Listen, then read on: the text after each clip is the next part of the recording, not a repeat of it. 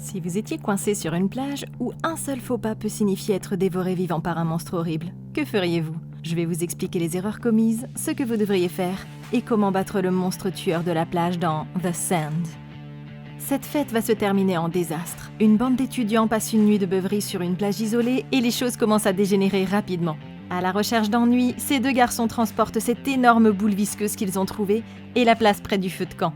Elle ressemble à quelque chose qui pourrait être dangereux, mais tout le monde est beaucoup trop ivre pour s'en préoccuper et ne se doute pas que cette chose va massacrer tout le monde sur la plage. Le lendemain matin, la jeune fille blonde, Kylie, se réveille après une nuit de regret et sort de la cabane des sauveteurs pour aller voir comment vont les autres. Elle regarde dans la voiture et aperçoit son ex-petit ami Jonah avec une autre fille. C'est bouleversant. Et quand son cousin soir vient la voir, Kylie lui fait comprendre qu'il n'était qu'un bouche-trou et que ça ne se reproduira plus. Elle voit que le groupe se réveille et la fille s'éloigne pour avoir un peu d'air. Mais quand elle jette un coup d'œil sur la plage, elle remarque quelque chose d'étrange. Il y a des sacs de couchage et des empreintes de pas partout sur le sable, mais personne d'autre n'est là. Tout le groupe a disparu. C'est alors qu'elle aperçoit une mouette attaquée par quelque chose. Elle est horrifiée de la voir se faire traîner dans le sable et comprend que quelque chose n'est pas normal. Sur une table de pique-nique voisine, une fille au sein nu se réveille avec une gueule de bois et Kylie réalise que la fille pourrait être en danger. Elle essaie de l'avertir de ne pas toucher le sable, mais c'est trop tard. Dès que la fille au sein nu pose le pied sur la plage, elle n'arrive pas à le soulever malgré tous ses efforts. Paniquée, la jeune fille lui dit qu'elle est coincée et les autres pensent qu'elle joue la comédie. Mais quand elle hurle de douleur, ils savent que quelque chose ne va pas. Ce type décide de l'aider et sort de la voiture. Mais en courant, il trébuche et tombe dans le sable. Ses amis lui disent de se relever, mais le gars ne peut plus bouger et commence à hurler de douleur. Terrifié, Jonah tente alors de démarrer la voiture dans l'espoir de sauver la vie de son ami qui commence à s'enfoncer dans le sable. Mitch, qui réfléchit vite, sort une bouée de sauvetage de la cabane et la lance. Mais la corde n'est pas assez longue pour l'atteindre. Tous leurs plans ont échoué et ils ne peuvent que regarder le visage de leur ami se faire arracher avant d'être entraînés dans le sable. Le groupe est choqué lorsqu'il réalise qu'il est coincé sur cette plage et qu'il mourra s'il fait un seul faux pas. Ça fait déjà 2 victimes et il reste 7 étudiants. Ok, c'est la version du jeu Le Sol est de la lave le plus horrible que j'ai jamais vu. En touchant simplement le sable, on se retrouve piégé au sol et mangé vivant. Mais personne n'a encore réalisé que c'était entièrement leur faute. La nuit précédente, ils ont trouvé une sorte d'œuf géant et il est fort probable que ce qui les tue maintenant provienne de cet œuf. Pour être honnête, ces jeunes étaient incroyablement ivres et ça peut transformer même les plus intelligents d'entre nous en parfaits crétins. Mais regardez ce truc, il mesurait environ 4 pieds de diamètre, près d'1 mètre donc, et il était assez lourd pour que 2 étudiants forts soient nécessaires pour le soulever. Il n'a rien de naturel et il n'a clairement rien à faire sur une plage, donc c'est pas quelque chose qu'on devrait faire, peu importe le nombre de shots de tequila qu'on a bu. Maintenant, ce gars a sauté dans le sable quand il pensait que la fille était en danger. Mais si nous prenons du recul et regardons nos options, vous réaliserez que c'était la chose la plus stupide à faire. D'abord, Kylie nous prévient qu'il y a quelque chose de mortel dans le sable. Puis une fille au sein nu se réveille en vomissant et dit à tout le monde qu'elle est coincée avant de hurler de douleur. Avec ces déclarations, il n'y a que 2 façons de regarder cette situation. Soit ces filles sont tellement ivres que nous devons les ignorer, soit il y a vraiment quelque chose de mortel sur la plage. L'ironie de la chose, c'est que la meilleure décision dans les 2 cas, c'est de rester dans la voiture.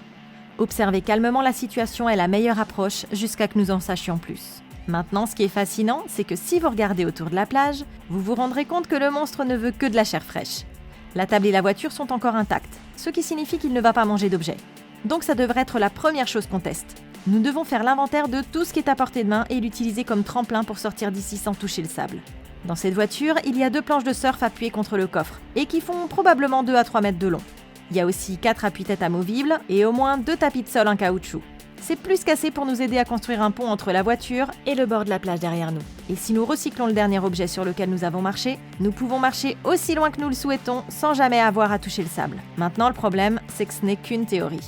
Nous avons besoin de quelqu'un pour la tester et c'est pourquoi il est beaucoup plus intelligent de laisser les autres y aller en premier. Ce sont des étudiants qui ont la gueule de bois et qui ont fait la fête toute la nuit. Donc si vous êtes la seule personne qui pense à la survie par-dessus tout, il ne devrait pas être trop difficile de profiter d'eux.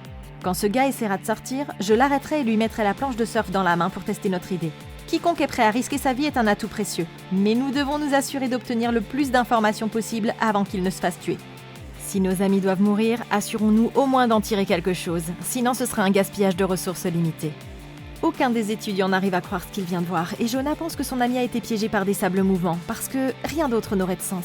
Cette fille Shonda exige de savoir où se trouve son téléphone et Jonah se rappelle qu'ils ont mis tous les téléphones dans le coffre de la voiture la nuit dernière. La seule façon de les récupérer est de marcher sur le sable, ce qui signifie qu'il n'y a aucun moyen d'appeler à l'aide. Mitch demande aux autres de conduire la voiture pour les récupérer. Mais lorsque Jonah tourne la clé, la voiture ne démarre pas. La batterie est morte parce qu'ils ont laissé les phares allumés toute la nuit et ils n'ont donc pas d'autre choix que d'attendre que les secours arrivent. C'est alors que Kylie décide de s'agenouiller près du sable. Mitch, ici présent, lui dit que c'est trop dangereux de s'en approcher, mais la jeune fille a découvert quelque chose d'intéressant. En tenant sa main au-dessus du sol, de minuscules tentacules sortent et tentent de l'attraper. Soudain, un gros type se réveille, coincé dans un tonneau métallique, et se met à crier après les autres pour qu'ils viennent l'aider. Il essaie de se libérer lui-même, mais Mitch lui explique qu'il doit arrêter, qu'il y a un monstre sous le sable qui mange les gens, et que s'il se renverse, il va mourir. Les autres se joignent à lui, le suppliant de se calmer, et il finit par suivre leurs conseils. Son ami lui dit que dans 2 heures, la marée va remonter et qu'il devrait être possible de marcher sur la plage en toute sécurité. Mais en attendant, il doit rester à l'intérieur du tonneau. De retour à l'intérieur, Mitch et la jeune fille blonde s'assoient pour réfléchir, incertains de ce qu'ils doivent faire ensuite. Elle lui demande pourquoi il a menti à leur ami à propos de la marée montante, et il explique qu'il voulait réconforter l'homme pour qu'il ne panique pas. Mais ce n'est qu'une question de temps avant qu'il ne réalise qu'il n'y a aucun moyen de le sauver. Ok, ce gars était intelligent. Mentir à son ami n'est pas quelque chose que je recommande normalement, mais ce gars-là, il était au bord de la crise de panique. Il n'avait aucune idée de ce qui se passait, et il était sur le point de se renverser dans le sable et d'être mangé vivant. Lui donner de l'espoir est le meilleur moyen de le calmer, et c'est exactement ce que je ferais aussi. Mais il y a une différence extrêmement importante ici. D'un point de vue pratique, cet homme est complètement foutu. On dirait qu'il pèse plus de 300 livres, soit près de 150 kilos, et il a été jeté dans une poubelle pendant qu'il dormait. Il faut aussi préciser qu'il a une bite dessinée au marqueur permanent sur le visage. Il est donc juste de supposer qu'il n'est pas le membre le plus populaire du groupe. Dans cette optique, il est trop dangereux de risquer la vie de tous les autres pour l'aider, et il ne vaut tout simplement pas la peine d'être sauvé pour le moment. À ce stade, nous devons penser à nous échapper avant tout le reste, ce qui signifie que nous avons besoin de plus d'informations. Puisque nous sommes tous dispersés sur la plage, la meilleure chose à faire est d'essayer de déterminer s'il existe une ligne de démarcation que le monstre ne peut pas attaquer. Ça nous permettra de savoir où courir et jusqu'où nous devons aller avant d'être en sécurité. Ce gros type peut nous aider à le faire, parce que sa position nous donne un plus grand rayon pour trouver la réponse. Nous savons maintenant que le monstre ne réagit qu'à la chair, et c'est pas encore le moment de commencer à nous couper les doigts. Donc nous pourrions utiliser notre sang pour voir s'il a le même effet.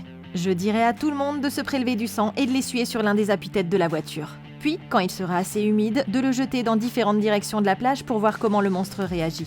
Découvrir s'il y a une zone de sécurité est l'une des choses les plus importantes à apprendre en ce moment. Et plus nous aurons de réponses, plus nos stratégies seront efficaces pour nous échapper de la plage et survivre. En attendant, on sait que la voiture ne démarrera pas, mais ça ne veut pas dire qu'on ne peut pas l'utiliser pour trouver de l'aide.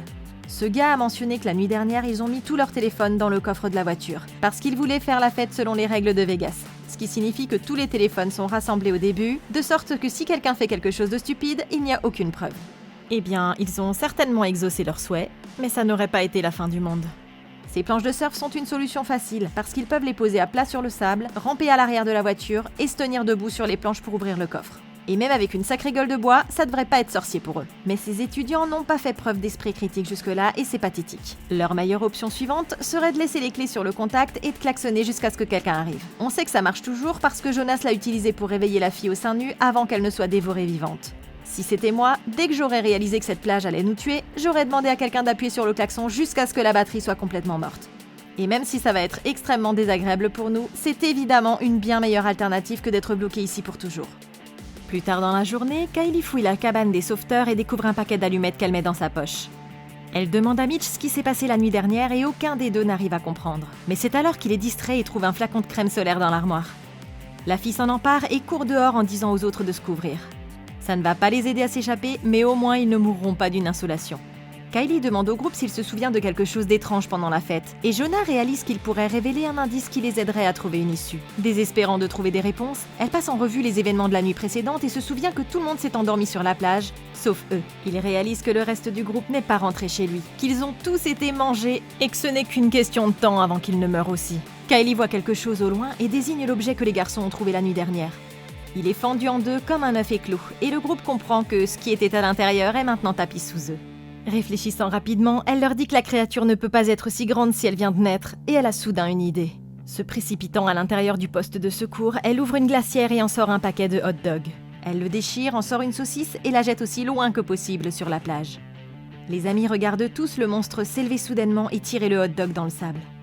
Kylie essaie de comprendre s'il y a une ligne de démarcation que le monstre ne pourrait pas atteindre. Les autres sont sceptiques, mais son ex-petite amie pense que c'est une bonne idée. Et Mitch essaie de lancer une saucisse lui-même, mais elle est attrapée par une mouette qui passe. L'oiseau atterrit sur le sol pour manger, et c'est alors que ce type regarde avec horreur la mouette se faire brutalement tuer par le monstre. Ok, maintenant tout le monde ici est sur la même longueur d'onde. Un monstre mangeur de chair se cache sous le sable. Mais la bonne nouvelle, c'est qu'il est aussi prêt à manger des hot dogs et des mouettes.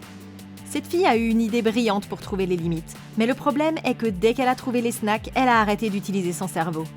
Regarde dans quelle direction elle les lance. Il n'y a aucune raison logique de lancer un hot dog vers l'océan, parce que si nous essayons de nous échapper, nous devrions courir vers la civilisation. La question la plus importante est, jusqu'où devons-nous aller pour pouvoir échapper à ce monstre? Et cette fille est une vraie idiote pour avoir jeté les hot dogs dans la mauvaise direction. Maintenant, même si elle a complètement massacré cette expérience, ça ressemble à un paquet de 4 hot dogs, donc il devrait lui en rester 2. J'aurais jeté les derniers d'entre eux par là et commencé à rassembler les objets dont nous avons besoin pour traverser le sable. Les planches de surf sont notre plus grand atout, car, ensemble, elles font jusqu'à 14 pieds de long, soit 4,20 m. Mais le problème, c'est que nous devrons nous baisser et ramasser les planches à chaque fois. Ça signifie que nous mettrons nos mains dangereusement près du monstre de sable et ce n'est pas un risque que je suis prête à prendre s'il y a une autre solution. Si c'était moi, j'essaierais de casser la balustrade en bois ici, parce que ces barres semblent avoir la longueur parfaite pour s'enfoncer dans le sable et le repousser vers l'avant. Ce ne sera pas facile, mais les utiliser comme des bâtons de ski est beaucoup plus sûr que de tendre la main vers le bas à chaque fois que nous devons avancer le pont de fortune. Et d'après ce que nous pouvons voir ici, ces tentacules semblent pouvoir s'étirer de près de 6 inches, soit 10 à 15 cm, hors du sol. Mais ils ne semblent pas être attirés par le mouvement et les rythmes comme les vers de sable dans Dune. C'est donc un risque qui vaut la peine d'être pris à ce stade. Maintenant, nous devons également envisager la possibilité qu'il n'y ait pas de zone sûre du tout. Cette fille blonde a fait remarquer que ça pourrait se produire partout ailleurs dans le monde. S'il s'agit d'une sorte d'invasion extraterrestre à la guerre des mondes, alors peu importe jusqu'où nous irons, parce que plus aucun endroit ne sera sûr. Mais il y a déjà des preuves que cette hypothèse est extrêmement improbable. Si ça se produisait sur toutes les plages du monde, les gouvernements auraient déjà envoyé des équipes de secours pour enquêter sur la situation. Il y aurait des journalistes, des policiers et probablement même des militaires pour contrôler la catastrophe. Plus il y a de témoins, plus il y a de chances de trouver de l'aide. Mais le fait que cette plage soit complètement déserte est un signe que nous sommes les seuls à savoir ce qui se passe et que tout ce que nous devons faire est d'aller jusqu'au bord de la plage sans toucher le sable. Mitch lance un autre hot dog dans une autre direction et le groupe observe attentivement ce qui se passe. Mais cette fois, le hot dog reste immobile sur le sable. Ils ont trouvé une zone sûre, hors de portée du monstre. Mais Ronnie fait remarquer qu'elle est très éloignée d'eux. Shonda insiste pour qu'ils attendent que quelqu'un vienne, mais la blonde n'est pas d'accord, leur rappelant que c'est le spring break et qu'ils n'ont vu personne d'autre sur la plage depuis leur arrivée. Elle pense que ça doit être un signe qu'ils ne seront jamais retrouvés. Et pour ceux qu'ils en savent, ce monstre pourrait tuer des gens partout dans le monde. Refusant d'accepter ça, Jonah se lève de son siège, attrape une planche de surf et la porte jusqu'au capot de la voiture. Il la pose contre le pare-choc, prend une autre planche de surf et la place devant lui pour la traverser. Les autres ont des doutes, mais l'homme croit en sa théorie et saute sur la planche, indemne. La créature ne peut pas l'attraper, et il commence à utiliser les planches comme un pont pour atteindre la zone sûre. Jonah joue clairement au jeu mortel, le sol est de la lave, et un seul faux mouvement peut le tuer. Il se fraye lentement un chemin sur le sable et atteint la table de pique-nique. Mais tout à coup, la planche de surf commence à glisser vers l'arrière. Perdant pied, il se rattrape à la dernière seconde, mais ne pourra pas tenir longtemps. Les autres paniquent, réalisant que le monstre dans le sable est en train de jouer avec sa nourriture et qu'ils sont sur le point de voir leur ami se faire dévorer vivant. Jonah n'a aucune chance de s'échapper parce que des tentacules se dirigent soudainement vers lui, atteignant son estomac. Il se hisse sur la table de pique-nique dans un dernier effort et rassure les autres en leur disant qu'il va bien. Mais il s'effondre soudain en se tenant le ventre. Ses amis sont soulagés qu'il ait réussi à traverser, mais c'est alors que Jonah se met à crier. Il a été empoisonné par le monstre et il n'y a rien qu'il puisse faire pour l'aider. Luttant contre la douleur, il se lève et cherche des provisions dans son sac quand une banane en tombe. L'étudiant la ramasse rapidement sur le sol et réalise soudain quelque chose qui va leur sauver la vie. Il se penche et tient la banane au-dessus du sable, la déplaçant le long de la plage, mais découvre que pour une raison quelconque, les tentacules ne traversent pas les cendres du feu de camp. Il vient de découvrir la première faiblesse de ce monstre et saute de la table de pique-nique, atterrissant en toute sécurité sur le sol du feu de camp. Ok, cette découverte est une mine d'or. Nous confirmons enfin qu'il y a des zones de la plage où le monstre ne peut pas aller. Et ça signifie que nous pouvons tous survivre une fois que nous aurons atteint la zone de sécurité. Cela dit, la situation est encore plus horrible qu'avant, parce qu'on réalise maintenant que cette créature est intelligente et sensible. Elle apprend beaucoup et s'adapte à son environnement. Donc on ne peut pas seulement essayer de lui échapper, on va aussi devoir être plus malin qu'elle. La bonne nouvelle, c'est qu'il y a peut-être une limite à ce dont elle est capable, parce que Jonah a pu faire tout le chemin jusqu'à la table de pique-nique avant que le monstre ne commence à déplacer la planche de surf. Ce n'est qu'après qu'il ait levé son pied que le monstre a été capable de bouger quoi que ce soit. Il n'est donc probablement pas assez fort pour nous arrêter si nous pesons de tout notre poids sur la planche. Maintenant, même s'il n'est pas encore aussi fort, il est clairement en train de devenir une créature plus intelligente en très peu de temps.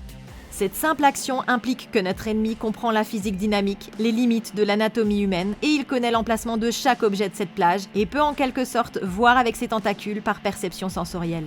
Il est aussi capable de sortir de plus de 2 inches, soit environ 1 mètre hors du sable, et on ne sait pas quelles autres choses improbables il va apprendre à faire ensuite. C'est une foutue prise de conscience. Mais le bon côté des choses, c'est qu'il s'agit d'informations supplémentaires que nous pouvons utiliser contre lui. Donc si c'était moi, j'essaierais d'atténuer ses capacités en le faisant boire. Si le monstre mange des humains, alors il a les composants biologiques de base nécessaires à la consommation pour décomposer sa nourriture et absorber les nutriments.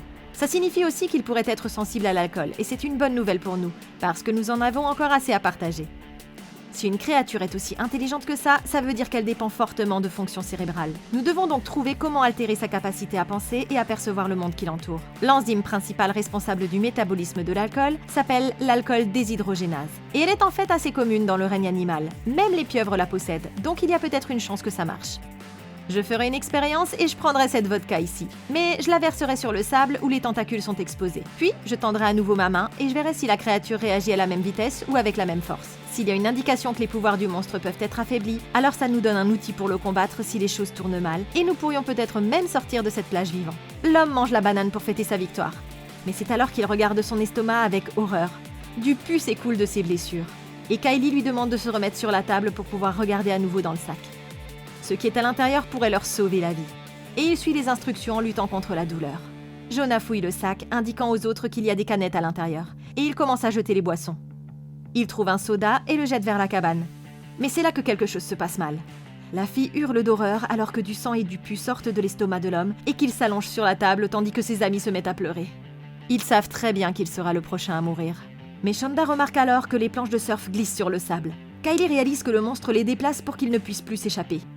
Il devient plus malin. Mais ils peuvent survivre s'ils arrivent tous à passer par-dessus la table de pique-nique. Soudain, la jeune fille remarque que des tentacules s'étendent vers la voiture et commencent à ronger le caoutchouc. Les pneus éclatent et les amis commencent à paniquer en essayant de trouver une solution. Mais Gilbert leur rappelle qu'ils ont encore les téléphones dans le coffre. Ronnie a une idée géniale et commence à tirer sur le siège arrière, expliquant que certaines voitures peuvent accéder au coffre en tirant sur les sièges. Mais cela ne bouge pas. Cherchant un autre moyen de récupérer les téléphones, elle décide de prendre un risque et commence à ramper jusqu'à l'arrière de la voiture. Elle trouve prudemment son équilibre et insère les clés de la voiture, mais lorsqu'elle soulève le haillon, il n'y a pas assez d'espace. Ses jambes l'empêchent de l'ouvrir et elle n'a pas de place pour bouger. Mais Kylie a une idée géniale. Elle dit à Mitch d'aller chercher le crochet de sauvetage dans la cabane pendant que la fille retourne en sécurité dans la voiture en rampant. Il revient avec le crochet et Kylie le pousse vers la voiture pour que les autres puissent l'attraper. Tenant la corde, Ronnie monte sur le pare-choc arrière et se baisse pour ouvrir le coffre. Leur plan fonctionne et tout le monde est soulagé d'avoir une chance de s'en sortir. Mais c'est là que ça commence à mal tourner. Son pied glisse du pare-choc et la fille tombe sur le coffre en refermant le haillon sur ses doigts. Ok, ça c'était pathétique. Ces filles avaient la bonne idée d'ouvrir le coffre parce que les téléphones sont certainement leur meilleure chance d'obtenir de l'aide, mais leur approche était complètement fausse. Le bon sens veut que le coffre ait besoin de place pour être soulevé, et tant que ses jambes sont devant le haillon, il n'y a aucun moyen de l'ouvrir complètement. Il est fort probable qu'il y ait des tapis en caoutchouc sur le plancher de la voiture. Je les aurais donc pris et posés sur le sable, ce qui nous aurait donné assez de distance pour ouvrir le haillon sans le bloquer, et nous pourrions sauter ensuite dans le coffre dès qu'il serait ouvert. La vérité, c'est que cette fille risque déjà sa vie en se suspendant au bord, et c'est en fait beaucoup plus sûr d'avoir un pied au sol que ce qu'ils ont essayé de faire. Maintenant, si elle ne veut pas risquer de rester debout sur la plage, il y a encore une chose plus intelligente à faire. J'aurais pris cette serviette et l'aurais placée entre l'ouverture du coffre pour que la porte ne se referme pas lorsqu'elle remonte sur le toit. De cette façon, le coffre restera ouvert et ils pourront utiliser le crochet de sauvetage pour attraper la clé qui pend du coffre et la tirer vers le haut. Il ne serait certainement pas difficile pour Ronnie de se tenir sur les pneus et de faire le tour sur le côté pour atteindre les téléphones. Maintenant, il n'y a aucun doute que récupérer les téléphones devrait être notre priorité absolue. Mais il y a quelque chose de vraiment important ici, auquel personne n'a prêté attention. Jonah a été capable de comprendre où se trouve la zone de sécurité parce que la banane l'a aidé à trouver une limite que le monstre ne traverserait pas. Ce qui est intéressant, c'est que cette limite se trouve exactement sur le feu de camp. Nous venons donc d'identifier une faiblesse, et c'est très important parce que ça signifie que nous pouvons essayer de l'utiliser à notre avantage. Je prendrai les cendres du feu de camp et je les étalerai pour faire un chemin. Puis j'utiliserai la banane pour savoir si le monstre va la traverser. Nous pourrions également utiliser la cendre pour couvrir tout le bas de notre corps afin d'empêcher les tentacules de s'étendre et de s'accrocher à nos chevilles. Maintenant, c'est une chose risquée à essayer, mais Jonah est déjà blessé, et ce n'est qu'une question de temps avant qu'il ne soit trop faible pour continuer. Une fois que ça arrivera, il ne sera plus utile au groupe. Donc nous devons l'encourager à tester cette idée avant qu'il ne devienne un poids mort pour nous. Alors que Ronnie hurle à l'agonie, les autres aperçoivent une voiture de patrouille qui se dirige vers eux et appellent à l'aide. Gardant ses distances, le policier se gare à proximité et demande aux étudiants ce qu'ils font ici. Kylie lui dit qu'ils sont piégés par un monstre dans le sable et qu'il doit rester à l'intérieur de sa voiture, sinon il sera dévoré vivant. Le policier ne croit pas un seul mot et pense qu'ils sont tous défoncés. Mais lorsqu'il sort de la voiture pour les affronter, l'homme reste indemne. Le monstre ne peut pas le tirer vers le bas et il marche en toute sécurité vers la table de pique-nique, inspectant les blessures de Jonah. Le flic est dégoûté mais pense que c'est juste un horrible cas de syphilis et s'en va. Mitch réalise alors que le monstre ne peut pas l'attraper à cause de ses grosses bottes. Et le flic s'approche de la cabane des sauveteurs en leur demandant à tous les deux de sortir du bâtiment. Terrifiés, les amis refusent de suivre son ordre et le policier est sur le point de sortir son spray lorsqu'il fait accidentellement tomber ses clés. Il se baisse pour les prendre, mais c'est sa plus grosse erreur. Le monstre s'est déjà accroché à sa main et tire le policier au sol. Il attrape désespérément son spray au poivre pour se défendre et ça marche. Les tentacules se rétractent dans le sol et la fille est soulagée. Mais pas pour longtemps. Le policier sort soudainement son bras du sable, révélant qu'il a été entièrement dévoré. Et tout le monde hurle d'horreur en sachant qu'il n'a aucune chance de survivre. Le monstre l'entraîne plus profondément alors que Kylie s'approche lentement de lui. Il la supplie de l'aider à s'échapper, mais au lieu de cela, elle prend son spray au poivre et retourne vers son ami, le laissant mourir. Ça fait 3 victimes de moins, et il reste 6 étudiants. Avec la mort du policier, tout le monde se sent désespéré, mais Mitch n'est pas encore prêt à abandonner. Il entre dans la cabane pour prendre quelque chose, et Shonda n'est pas impressionné quand il sort avec une paire de sandales. Expliquant qu'il va mettre ses pieds dans des serviettes pour une protection supplémentaire, la fille soutient que le monstre va manger tout ce qu'il porte. Mais le garçon fait remarquer que c'est la meilleure chance de trouver de l'aide. Et vous verrez que son plan est sur le point de mal tourner. Ok, ces gars auraient dû s'échapper il y a longtemps. Mitch a finalement compris ce qu'il devait faire pour déjouer le monstre. Mais il y a un détail qui change notre façon de voir la situation. La vérité, c'est que ces étudiants n'auraient pas eu besoin de risquer leur vie en faisant tout ça, s'ils avaient su exactement quoi dire au policier dès son arrivée. Personne ne va nous croire si nous disons que nous sommes attaqués par un monstre qui est sorti d'un œuf et qui dévore des gens en moins de 30 secondes si nous touchons le sable. C'est complètement ridicule et ça va juste rendre le flic moins empathique à notre problème. Nous ne pouvons pas lui dire qu'il y a un monstre parce que nous perdrons toute crédibilité et il ne nous prendra pas au sérieux. Nous devons être très stratégiques pour ne pas gâcher cette opportunité. Donc la chose la plus intelligente à faire ici, c'est de mentir. Si nous lui disons la vérité, il va nous faire quitter la plage. Mais si nous lui disons que nous avons vu quelqu'un poser une mine et que nous sommes terrifiés à l'idée de marcher sur le sable, il va appeler des renforts. Nous devons lui faire peur avec une menace qu'il est prêt à croire. Et quand d'autres officiers arriveront, il y aura assez de témoins pour réaliser la vraie menace cachée. Kylie a décidé de s'approcher et de prendre son spray au poivre. Mais elle a laissé l'homme mourir. Elle a un sang-froid d'enfer et j'adore ça. Mais il y a une chose encore plus précieuse qu'elle a complètement ignorée. Quand ce flic est sorti sur le sable, il a pu se promener en étant complètement à l'abri du monstre, parce qu'il portait ses énormes bottes. Si le sang-froid est la façon dont nous voulons jouer à ce jeu, alors dès qu'il s'est retrouvé coincé dans le sable, je lui aurais dit d'étendre ses jambes jusqu'à la rampe pour que nous puissions le tirer en sécurité. Il aurait accepté en désespoir de cause, et une fois ses pieds suffisamment proches du bord, je lui aurais retiré ses bottes et je l'aurais laissé mourir. Ces choses sont bien plus utiles que le spray au poivre parce qu'elles nous permettent de quitter cet endroit. Mais Kylie s'est contentée de moins et elle est sur le point de tuer quelqu'un d'autre. Même si ce n'est pas la meilleure issue, la mort de ce flic n'est pas la fin du monde, parce que sa disparition ne passera pas inaperçue. Cet homme est un officier en service, et si les régulateurs n'ont pas de nouvelles de lui ou s'il ne retourne pas au poste, tout le département saura que quelque chose ne va pas. Ils ont les outils nécessaires pour le retrouver sur cette plage, parce que les ordinateurs portables à l'intérieur des voitures de police ont un système de suivi GPS et ils gardent des traces à tout moment, y compris lorsque le moteur est éteint. Donc ils devraient être en mesure de le retrouver facilement. La mauvaise nouvelle, c'est qu'il ne semble pas y avoir d'ordinateur de bord ou de système de radio mobile. Ça signifie que même si les étudiants montent à bord, ils ne pourront contacter personne pour demander de l'aide et personne ne garde trace de l'emplacement du véhicule. Le seul espoir qu'ils ont, c'est que le policier ait signalé leur cas quand il les a vus au loin et que quelqu'un de son service le contacte. N'ayant pas d'autre choix, Shonda jette une serviette à Mitch pour couvrir ses pieds. Mais alors qu'il se penche par-dessus la balustrade pour l'attraper, elle se brise et il tombe dans le sable en contrebas. Les autres ne peuvent rien faire parce que les tentacules du monstre injectent immédiatement leur poison et le paralysent. Il vient de devenir une autre victime de la plage et se fait dévorer vivant sous leurs yeux. Ça fait 4 morts et il ne reste que 5 étudiants. Avec un autre ami mort, Kylie se sent désespérée, mais elle remarque que la balustrade a été déplacée par le monstre et trouve un nouveau plan. Elle ordonne à l'autre fille de monter sur le capot de la voiture et d'attraper la balustrade qui se déplace vers elle. Agissant rapidement, elle suit les instructions et c'est alors que la fille blonde grimpe sur les rails métalliques avant de sauter directement dans la voiture. Rejoignant Shonda, elle grimpe à l'arrière et ensemble elles parviennent à soulever le haillon du coffre. Ronnie est enfin libre et enveloppe ses doigts mutilés dans une serviette. Les filles réalisent qu'elles doivent se rendre à la table de pique-nique pour secourir leur amie et l'emmener dans la voiture de patrouille où elles seront en sécurité. Mais les choses ne seront pas aussi simples. Les filles placent les rampes au sol et Shonda se ferait un chemin jusqu'à la table de pique-nique en premier. Elle rejoint son petit ami en toute sécurité et Kylie parvient ici à traverser sans problème. Mais lorsque la blonde essaie de passer, les choses se gâtent. Elle s'arrête soudainement sur place en regardant sa main en sang et perd l'équilibre. Réfléchissant rapidement, Kylie asperge le sol avec le spray juste avant que la fille ne touche le sable. Elle hurle de terreur et les autres s'attendent à ce qu'elle soit entraînée sous la surface, mais rien ne se passe. La fille va bien et est soulagée. Elle tend la main à ses amis pour leur demander de l'aide, mais soudain, le monstre s'empare d'elle et l'entraîne dans le sable. Ça fait 5 victimes, et ils ne sont plus que 4. La voiture de patrouille étant à leur portée, Shonda grimpe sur la table et prend un sac. Elle dit à la blonde que Mitch avait eu une bonne idée et commence à recouvrir ses pieds d'une couche de tissu protectrice. Mais les survivants n'ont jamais remarqué que des tentacules se tendaient vers le tonneau de Gilbert et que le monstre est sur le point d'avoir son plat principal. Ok, Shonda est la seule à avoir les idées claires. Le flic a déjà prouvé qu'elles sont en sécurité tant que leurs pieds sont protégés. Donc tout ce dont elles ont besoin, c'est d'une couverture suffisante et elles pourront marcher dans le sable. Mais ces filles voulaient traverser cette étroite planche de bois à la place. Maintenant, pour être tout à fait juste, il fallait que quelqu'un le fasse parce que le tissu est sur la table en bois. Mais que les 2 autres filles la suivent était vraiment stupide. Tout ce dont nous avions besoin, c'était d'une personne pour atteindre la voiture de police. Parce que si nous trouvons un moyen d'appeler à l'aide, alors nous serons sauvés de toute façon, et les autres pourraient simplement rester où ils sont sans risquer leur vie. Shonda a été assez courageuse pour prendre l'initiative de risquer sa vie en traversant la balustrade. Mais personne ne s'est demandé si c'était la meilleure solution pour commencer. Le premier problème, c'est que ces planches de bois sortent du sable avec le côté le plus étroit vers le haut, ce qui leur donne moins de surface pour s'équilibrer et traverser. C'est trop dangereux! Si c'était moi, j'aurais essayé de séparer toutes les sections du bois pour être sûr de pouvoir marcher sur le côté le plus large.